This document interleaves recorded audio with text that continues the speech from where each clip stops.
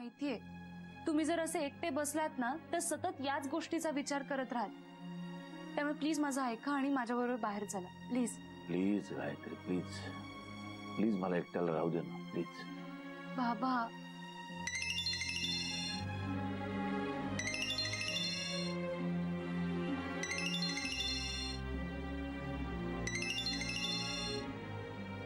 बाबा प्लीज माझं ऐका ना, चला ना बाहेर.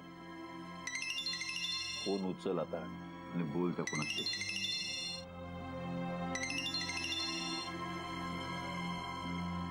Hello hello Gayatri, high Gayatri, everything is okay ना? मी आता न्यूजवर बघत होतो ते बाबांच्या विरुद्ध. गायत्री हे बघ, काहीच टेन्शन घेऊ नको, सगळं व्यवस्थित. हॅलो गायत्री, तू ऐकतेस ना? हां हो हो. तू आत्ता बाबांसोबत आहेस का? हो. मी आत्ता त्यांना भेटायला येऊ? नाही नको. बरं ऐक, मी फोन ठेवते आता. हा गायत्री गायत्री, एक सेकंड, एक मिनिट फक्त ऐकून घे माझं. हे बघ, सगळ्यांना माहितीये की कीर्तनेंची काहीच चूक नाही याच्यात. ओके, सो सगळेजण त्यांच्याच बाजूने आणि मी सुद्धा त्यांनाच सपोर्ट करतोय. तू प्लीज टेन्शन घेऊ नकोस, सगळं व्यवस्थित होईल. आणि बाबांना सांग की काही लागलं तर बिंदास फोन करा म्हणा. Okay thanks. बरं चल ठेवते मी. Bye bye.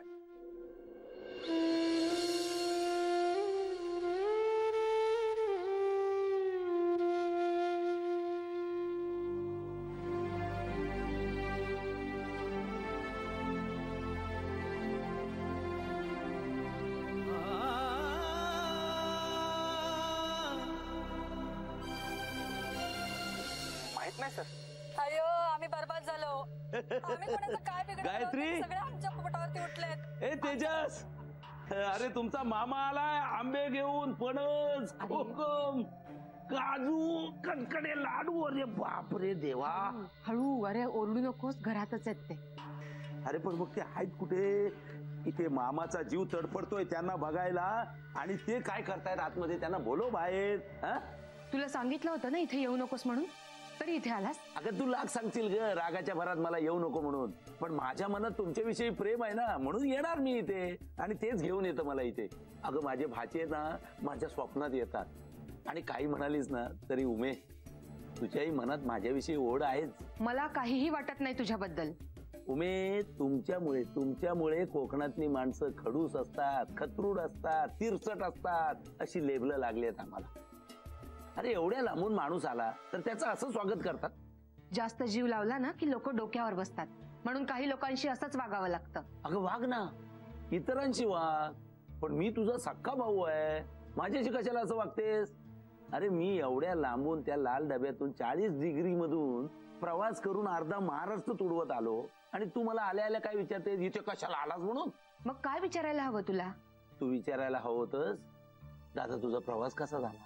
एवढी सगळी हमाली करून इथे एवढं घेऊन यायची काय गरज होती? मला फोन करायचा होता, मी तेजसला पाठवलं नसतं स्टँडवर. तुला घ्यायला यायला लहान नाहीयेस तू, आणि तुझ्या या 2-4 डझन आंब्यांच्या बदल्यात तुला काय काय द्यायला लागणार आहे ना कोणास ठाऊक. मला लाज वाटते, मी इथे का बसून राहिलोय? अरे एका सेकंदात इथून तोंड घेऊन निघून गेलं पाहिजे. मी का थांबलोय? मी इथे माझी भाची कंपनी आहे ना, त्यांच्यात जीव अडकलाय ग माझा, म्हणून थांबलोय. नाही तर केव्हाच गेलो असतो मी. हे सगळं घेऊन येताना कंबरड मोडलंय माझं. कुणी आग्रह केला नव्हता हे सगळं इकडे घेऊन ये म्हणून. आग्रह परक्या माणसाला करतात, आपल्या माणसाला नाही. माझी एक विनंती ऐकशील? तू विनंती कसली करतेस? अगं आदेश कर, सांग काय करू? हे जे काही आणलंस ना ते उचल आणि आत्ताच्या आत्ता चालता हो इथून. कुठे जाऊ?